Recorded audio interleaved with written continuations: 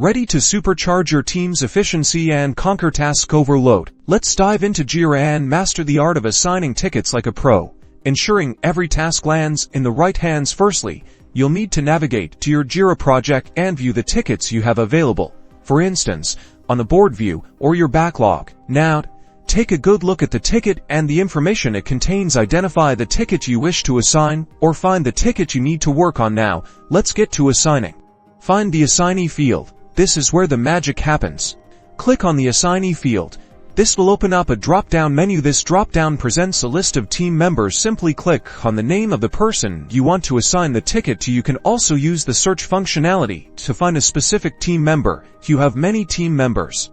Voila! The ticket is now assigned, and the assignee will be notified. Jira's assignment system ensures that tasks are distributed effectively, which makes the workflow seamless and avoids any workload imbalance within a team. Beyond assigning the ticket, it also enhances team communication.